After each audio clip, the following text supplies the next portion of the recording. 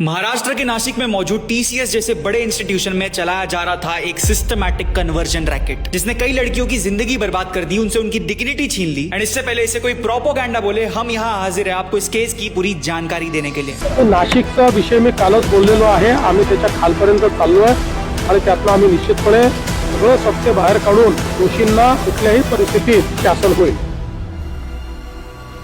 तो ये पूरा माजरा शुरू हुआ 2023 में, जब टीसीएस के इस बैक ऑफिस में रिक्रूटमेंट शुरू हुई, जिस दौरान इस ऑफिस में कई फ्रेशर्स रिक्रूट हुए। इन्हीं में से एक थी एक 23 साल की हिंदू लड़की, जिसे यहाँ लेके आया था दानिश, क्योंकि वो इसे पसंद करता था। अब जो ये नए लोग हैं ना, इनके सीनियर्स थे आसिफ अंसारी, दानिश, शाहिद शेख, शाहरुख कुरैशी, रजा मेमन और तौसीफ अख्तर। एंड यहाँ एक एचआर थी जिसका नाम था निदा खान, एंड ये बाकी लोग इसे लेडी डी बुलाते थे। अब हुआ ऐसा कि दानिश और निदा खान इस 23 साल की लड़की के साथ मैक्सिमम टाइम स्पेंड करते थे। एफआईआर के थ्रू ये भी पता चला कि ये लोग इस लड़की से इस्लाम की बात करते थे एंड हिंदू धर्म को सॉफ्ट वे में ट्रोल करते थे। दानिश ने एक दिन इस लड़की के साथ जबरदस्ती करने की कोशिश की एंड ये बात जब दूसरे सीनियर तौसीफ अख्तर को पता चली, तो वो इस लड़की को ब्लैकमेल करने लगा और कहने लगा मुझे भी बेनिफिट्स दो, नहीं तो मैं तुम्हारे घर पे बता दूंगा। एंड इस सब के बीच इस लड़की को असली झटका तो तब लगा जब इसे महरीन नाम की एक औरत का कॉल आया और उसने इसे बताया कि दानिश ऑलरेडी शादीशुदा है एंड उसके महरीन के साथ 2 बच्चे भी है। ये पता चलते ही उसके पैरों तले जमीन खिसक गई, उसकी आंखें खुली और वो पुलिस के पास पहुंची। पैरेलली एक और लड़की की फैमिली वाले पुलिस स्टेशन पहुंचे, जिनकी बेटी इसी ऑफिस में काम करती थी। नासिक पुलिस ने इस केस को सीरियसली लिया और उन्होंने अपने कांस्टेबल को एज अ हाउसकीपर के रूप में इस टीसीएस के ऑफिस में रिक्रूट करवाया।